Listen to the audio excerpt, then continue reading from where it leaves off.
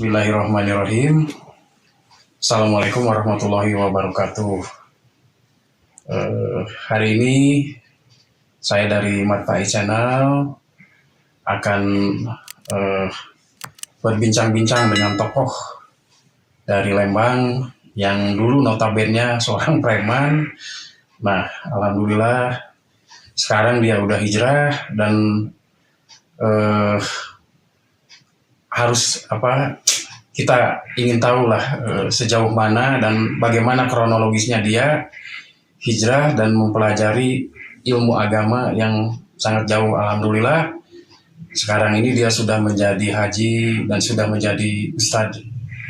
Nah, untuk itu sekarang ini di sebelah saya ada Bapak Haji Ustadz Latif Soherlan. Assalamualaikum Pak Ustadz. Waalaikumsalam warahmatullahi wabarakatuh. Sedikit Pak Ustadz, saya ingin tahu nih gimana ya, ceritanya nih, Pak Ustadz hijrah dari dulunya yang, mohon maaf nih Pak Ustadz, yang dulunya Pak Ustadz ini kalau di Lembang ini udah pada tahu lah siapa Pak Ustadz itu. Nah, itu sampai terbesit meninggalkan sesuatu yang maaf kata dulunya itu tidak benar. Kalau sekarang ini mungkin berubah 1000 derajat. Itu gimana nih cerita Pak Ustadz sampai ketertarikan, apalagi kalau sekarang kalau nggak salah ikutan jemaah tabligh ya Pak Ustadz ya gitu. Nah, itu gimana nih Pak Ustadz, mohon barangkali Pak Ustadz mau menceritakan ke kami lah kronologis dari riwayat itu Pak Ustadz gitu. Terima kasih.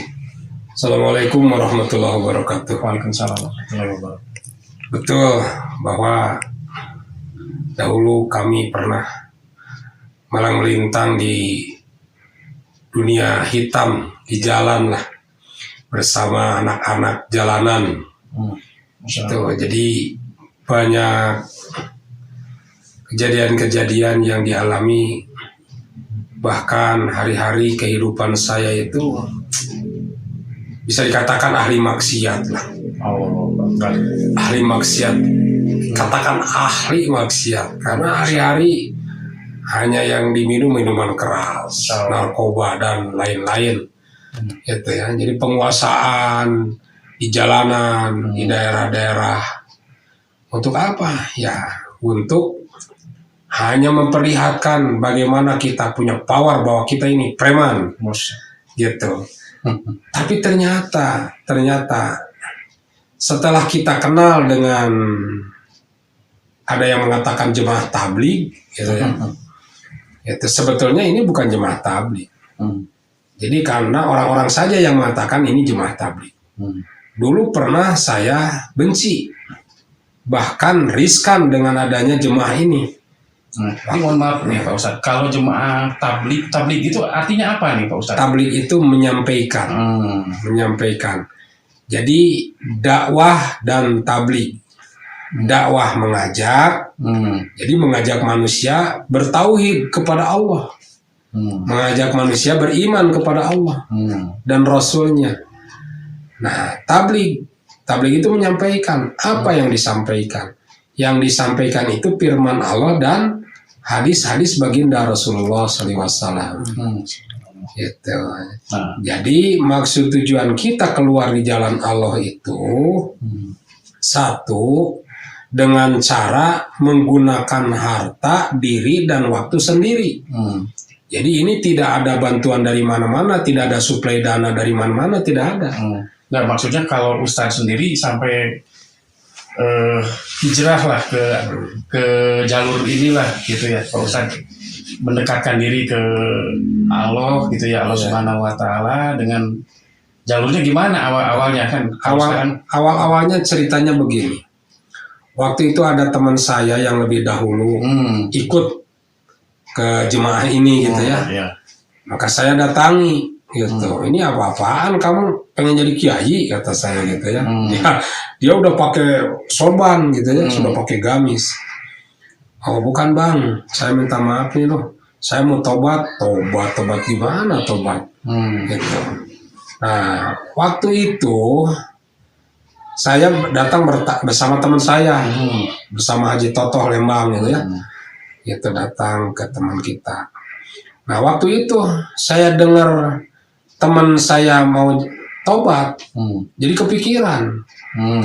kepikiran terus. Nah, jam 7 saya berangkat ke Bandung bersama Haji Toto. Biasa ke dunia malam, gitu ya. Kita datang ke dunia malam. Nah, tapi di suasana maksiat itu, di tempat-tempat hiburan, karena waktu itu kita ada ini juga gitu ya, ada sedikit pemasukan nih dari tempat-tempat hiburan. Udah mulai hidayah, mudah datang. Nah, ada setiap malam itu kita datangi tiap hiburan itu ngasih uang inilah keamanan ke kita. Dari mulai Pegas terus ke sana ke Sukajadi, Nariban, Cibadak gitu ya, terus ke Sudirman. Nah, pas di Braga di situ saya ingat terus nih ke teman kita yang bilang mau tobat itu. Nah, saya bilang ke teman-teman saya besoklah mau tobat, kata saya. Teman-teman nggak ada yang percaya lah sama kita, malah tertawa gitu ya. Nah, kita pulang singkatnya sampai pagi dalam keadaan saya mabuk gitu ya, bahkan tidak kuat pulang dari tempat dugem juga, dijemput sama istri ini. Dijemput sama istri ya, rumah masih main. Istri juga waktu itu ya, kalau istri udah soleh duluan gitu ya. Nah, saya pulang ke sini, datang teman yang didatangi malam itu datang. Itu Bang, besok ada acara nih pertemuan umat Islam di BSD gitu di Tangerang. Emangnya mau apa gitu ya? Gitu. Ya Bang lah, tolonglah anterin ke sana. Itu biar nanti dibayar nih 1.600.000. Dulu kan kita ekonomi aja yang dipikir. 1.600.000 untuk bensin, 1 juta lumayan lah untuk isi saku gitu. Singkat ceritanya pada Jumat itu udah siap jemaah masuk ke mobil. Bung, ke teman saya itu, kenapa ini yang naik orang-orang berjenggot semua gitu? Ini kan teroris, kata saya. Oh bukan, ini bukan teroris, ini sunnah, kata beliau ya. Gitu. Terus ada teman kita Haji Ridwan. Haji Ridwan dari Cibodas. Bang, kalau kita nyari mobil udah sore begini mau kemana? Gitu. Tolonglah ini anterin nih jemaah. Ya dengan perasaan ke saya juga gitu ya, kasihan juga nih udah sore lah. Mau nyari mobil kemana lagi? Akhirnya berangkat Pak. Berangkat, singkat ceritanya nyampe kita ke BSD. Tangerang. Pas di Tangerang itu di pas perapatan banyak orang yang pakai jubah, di sorban, pegang tongkat. Assalamualaikum. Nah, saya tanya sama teman saya, Bung, ini kamu kenal? Iya kenal lah. Kamu jadi preman internasional nih, banyak temennya, gitu ya. Pas datang ke lokasi, Masya Allah, ini acara apaan? Mobil di tempat parkiran penuh, itu ya di kebun kelapa itu. Terus pas kita masuk ke dalam, ada istiqbal. Istiqbal itu yang menerima tamu lah gitu ya. Jadi saya ditanya, ini Pak jemaah dari mana? Kami dari Cibodas, Lembang, Bandung gitu ya. Ini Pak daftar hadir. Jangan ditulis lah, jangan ditulis kata saya. Saya takut dimasukin anggota gitu ya. Saya takut dimasukin. Ini tiket surga Pak, tiket surga. Jangan. Kalau ditulis saya sobek kertasnya. Oh iya Pak, nggak apa-apa. Kita masuk ke dalam, pas masuk ke dalam, Masya Allah, di dalam sapan sholat itu nggak kelihatan ujungnya gitu. Saking banyaknya orang gitu ya. Jadi di dalam itu pakai ini kertas, ini blok Jawa Timur, blok Lampung, itu blok Bansal, blok Jawa Barat. Jadi pakai ini di blok-blok. Itu yang hadir kurang lebih sekitar 100.000 itu. Yang hadir 100.000. Nah, kita duduk di paling belakang. Nah, ini dari belakang ada orang-orang brimob nih. Pada loncat itu ya. Jadi meluk kita. Alhamdulillah Kang dipilih apaan? Udah saya malu pada ngeliatin nih. Gitu. Udah nanti aja kita ngobrol. Ya dipilih oleh Allah. Diikut sertakan dalam usaha dakwah katanya gitu ya. Ya udah. Saya diam, udah dah kita dengar nih. Ini yang ceramah dari tadi saya dengar nih. Kok orang India terus, ini orang Indonesianya apa nggak ada yang bisa, kata saya gitu ya. Nah, kata teman saya begini, Pak, dengar aja nanti ada yang tarjimnya, yang menerjemahkannya. Ya udah saya dengerin. Pas saya dengar, jadi selesai orang India ceramah, terus dijelasin oleh orang Indonesia diterjemahkan. Begini katanya. Jadi agama ini sudah sangat prihatin. Jadi diibaratkan seperti anak yatim yang lagi sakit parah. Ini anak yatim yang lagi sakit parah ditawarkan kepada pejabat, ditolak. Alasannya sibuk dengan urusan kedinasan. Terus anak yatim ini ditawarkan juga kepada pedagang, ditolak, alasannya sibuk dengan urusan perdagangan. Ditawarkan ke pengusaha juga begitu, ditolak, alasannya sibuk dengan urusan usahanya. Bahkan ditawarkan kepada kiai juga ditolak, alasannya sibuk ngurus santri. Bahkan ditawarkan juga kepada penganggur, ditolak juga, alasannya sibuk mencari kerja. Nah, agama itu sudah prihatin seperti itu. Kalau saja ini agama sudah tidak ada yang mau mendakwahkan, maka lama-lama orang yang beriman di muka bumi ini akan hilang. Nah, apabila di muka bumi ini sudah tidak ada orang yang beriman, maka dunia ini akan dihancurkan oleh Allah Subhanahu wa Ta'ala. Nah, saya bengong aja begitu. Nah, siapa yang siap korbankan harta, diri, waktu, harga diri untuk mendakwahkan agama? Hurud fisabilillah. Hurud itu apa? Hurud itu keluar, bahasa Indonesianya keluar. Ya, hurud keluar. Fisabilillah, di jalan Allah gitu ya. Itu maksudnya ngeluarin uang, terus apa lagi tadi Pak Ustaz? Jadi kita mengorbankan harta, diri, waktu, harga diri. Harga diri dikorbankan, Pak. Karena ada yang menyebut jemaah janggot, ada jemaah sesat, ada jemaah. Harga diri kita kan dikorbankan ya, gitu. Nah, kita terus kalau hartanya apa yang dikeluarin? Nah, keluarin uang gitu ya. Untuk perbekalan selama kita keluar. Jadi kita keluar itu ada 3 hari program bulanan. Terus ada program tahunan 40 hari. Nah, tujuannya apa nih untuk 3 hari, 40 hari? Jadi tujuan kita keluar gitu ya. Tujuan kita keluar itu untuk islah diri, Pak. Jadi hanya semata-mata untuk islah diri, memperbaiki diri. Katakanlah hijrah lah. Kalau saya dulu itu orangnya kayak beginilah gitu ya. Nah, sekarang kita hijrah. Bagaimana kita mentaati Allah dengan cara Nabi, Pak. Gitu. Ya, jadi kita keluar itu tujuannya untuk islah diri, memperbaiki diri, mulai dari imaniyah, iman yakin kepada Allah dibetulkan. Terus ubudiyah, tata cara ibadah kita betulkan. Terus muamalah, hubungan dengan manusia, perdagangan, perniagaan dibetulkan, Pak. Kalau dulu kita misalnya bisa nipu orang, bisa ngebohongin orang, kalau sekarang jangan gitu ya. Kalau jual beli juga lebihkan untuk pembeli. Kalau ada orang lain beli beras misalkan, beli beras 1 kilo, nah timbang 1 kilo ini ada lebihnya, kasih lebihkan. Kalau dulu kan bisa saja sebelum kita hijrah, bisa saja timbangan untuk orang lain itu dikurangi. Itu kan dosa, nggak boleh. Jadi di dalam Islam kita harus melebihkan untuk orang lain. Nah, jadi kita belajar memperbaiki muamalah, baik dalam perdagangan, pertanian gitu ya, berhubungan dengan kepada manusia. Nah, yang keempat adalah mu'asyaroh. Mu'asyaroh ini adalah pikir baginda Nabi Muhammad SAW, apa yang dipikirkan hari-hari siang malam. Yang dipikirkan oleh Nabi adalah bagaimana supaya umat ini selamat di dunia sampai masuk surga. Nah, jadi tidak singgah dulu ke neraka gitu, Pak. Nah, itu yang dipikirkan oleh Nabi. Bagaimana umat ini supaya masuk surga tanpa dihisab. Bagaimana umat ini bisa selamat di dunia yang sementara dan selamat di akhirat masuk surga yang di alam abadi abadan di sana. Nah, itu yang dipikirkan oleh Nabi, risau.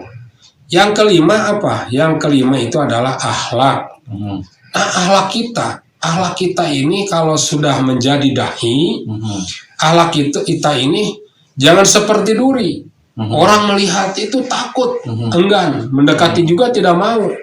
Jangan seperti itu. Tapi dai itu harus seperti bunga. Semua orang menyenanginya, gitu ya. Jadi akhlak kita ini harus berubah. Yang dulu pemarah, sekarang menjadi penyabar, dicaci dimaki ketika kita lagi hurud. Ada yang ngusir, ada yang bilangin orang jemaah sesat. Kita bersabar. Kita berdoa kepada Allah, doakan orang itu agar diberi kepahaman oleh Allah terhadap usaha dakwah. Sayangi mereka karena mereka itu belum paham. Belum paham. Jadi ketika kita menghadapi orang yang benci itu, jangan kita lawan dengan benci. Tapi kita belajar hikmah. Berikan penjelasan agar dia itu bisa mengerti. Gitu. Nah, dan doakan, malamnya doakan. Kita berdoa kepada Allah agar diberikan hidayah. Karena hidayah itu ada di genggaman Allah. Nah, siang dijumpai, malam didoakan, gitu. Nah, itu tujuan kita keluar di jalan Allah, gitu ya. Nah, itu ada sebulan 3 hari, ada dalam 1 tahun 40 hari. Adapun juga keluar negeri.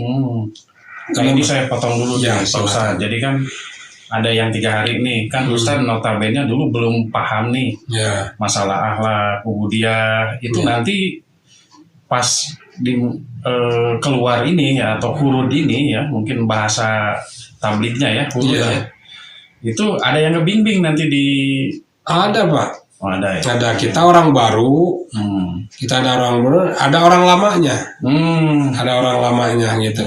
Nanti orang lama itu akan memberikan muzakaroh. Muzakaroh itu memberikan, jadi belajar bersama-sama. Jadi muzakaroh itu untuk orang baru, khusus ada penanganan untuk orang baru. Jadi misalkan saya ini orang baru, ini ada orang lama. Jadi khusus menangani saya. Kita ketika di luar itu belajar adab-adab makan, bagaimana makan cara Nabi. Nah, nanti diajarkan bagaimana adab-adab istinja, cara kencing. Yang kebiasaan dulu kita kencing berdiri ya Pak ya.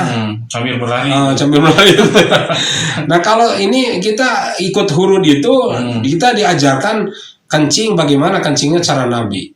Jadi kencing cara Nabi duduknya juga ada ininya gitu ya. Nah, terus bagaimana kita diajarkan adab-adab tidur. Jadi tidur kita itu supaya mengandung pahala gitu ya. Kita tidur. Nah, disinilah kalau seandainya jemaah tabligh dituduh teroris itu, wah itu sangat dolim. Kenapa sangat dolim? Karena kita diajarkan oleh Nabi, itu mau tidur saja kita harus mengebutkan kain supra itu ya untuk alas tidur kita. Ini kan 3 kali sunnah. Dibersihkan sampai kita baca sholawat Allahumma sholli ala sayyidina Muhammad. Kenapa harus seperti itu? Sunnah Nabi. Jangan-jangan itu ada semut atau apa makhluk kecil yang tertindih. Makhluk kecil aja, semut aja dihargain, apalagi manusia. Nah, dolim lah kalau ke jemaah ada yang nuduh teroris gitu ya. Gitu. Terus diajarkan lagi adab-adab ke WC gitu ya. Terus adab-adab ya banyak lah. Jadi kita dapat ilmu yang banyak gitu. Selama 3 hari itu. Nah, setelah 3 hari selesai gitu. Nah, ini perlu dijelaskan juga ya. Ini ketika kegiatan di luarnya. Ketika kegiatan di luar, jadi pagi-pagi kita musyawarah. Ya, jadi di dalam waktu 3 hari itu kegiatan jemaah, nah, mulai dari berangkat ya Pak ya. Jadi mulai dari berangkat itu, jadi kita berkumpul satu rombongan. Terus ada bayan nasihat. Jadi dikasih nasihat. Jadi kita di luar itu dinasehat harus begini. Selesai kita berangkat ke tempat yang dituju yang sudah sudah dimusyawarahkan. Nah, sampai ke tempat kita berdoa yaitu doa masuk kampung Pak. Nah, doa masuk kampung, Allahumma barik lana fiha, Allahumma barik lana fiha, Allahumma barik lana fiha, Allahumma rizqna janaha wa habibna ila ahliha wa habib salihi ahliha ilaina. Nah, masuk kampung terus ditargib sebentar di luar masjid oleh amir rombongan. Ditargib itu di apa? Ditargib itu dikasih semangat, diingatkan bahwa luruskan niat. Kita datang ke kampung ini bukan mau memperbaiki orang lain, bukan mau melihat aib orang lain, bukan mau melihat keindahan kampung, tapi kita datang ke kampung ini niat islah diri. Terserah diri. Islah, Pak. Islah itu memperbaiki. Oh, memperbaiki. Islah itu memperbaiki. Niat islah diri, niat memperbaiki diri. Karena penduduk kampung ini tidak akan melihat amalan kita. Orang kampung tidak akan melihat baca Quran kita, tidak akan melihat sholat kita. Tapi orang kampung di sini akan melihat akhlak kita. Maka akhlak kita harus baik, gitu Pak. Maka silahkan masuk ke dalam masjid, langkahkan kaki yang kanan, dengan baca doa masuk masjid. Allahumma ftahli abwaaba rahmati. Yang punya wudhu silahkan sholat penghormatan masjid, tahiyatul masjid 2 rakaat. Harus duduk di musyawarah. Nah, kita melingkar duduk di musyawarah. Apa yang dimusyawarahkan? Yang dimusyawarahkan, satu, membentuk petugas. Jadi di masjid itu ada taklim, ada pembacaan hadis, selesai sholat duhur, pada asar, itu ada maghrib, ada pengajian, ya, ada ceramah gitu. Nah, setelah itu sholat isya, selesai sholat isya ada juga nanti yang taklim lagi membaca 1 hadis 2 hadis dari kitab Fadilah Amal atau Fadilah Mutaqoh Hadis. Nah, jadi itu petugasnya dimusyawarahkan. Siapa yang siap baca hadis pada duhur, siapa yang siap baca hadis pada asar. Nah, nanti dimusyawarahkan siapa yang bagian ceramah. Ada pengajian dari pada maghrib sampai isya. Apa yang disampaikannya? Yang disampaikannya pentingnya usaha agama, itu pentingnya amal agama dan bagaimana pentingnya mengusahakan amal agama, mengusahakan agama. Nah, setelah 3 hari, Pak, kita kembali nanti ada bayan nasihat lagi. Itu dibayar nasihat lagi. Dan dari situ kita pulang ke rumah masing-masing. Nah, jadi kita datang ke istri kita. Jadi biasa lagi kegiatan aktivitas kita. Gitu Pak. Iya, mungkin sementara sebegitu dulu ya Pak Ustadz. Mungkin nanti season keduanya ya kita lebih mendalam lagi. Ini alhamdulillah jazakallah Pak Ustadz udah sharing ilmunya ya. Semoga bermanfaat bagi kita ya yang masih jauh lah untuk menjalankan ibadah ya atau belum mendalami tentang agama. Mungkin segitu dulu dari kami ya. Billahi taufiq wal hidayah. Wassalamualaikum warahmatullahi wabarakatuh. Waalaikumsalam.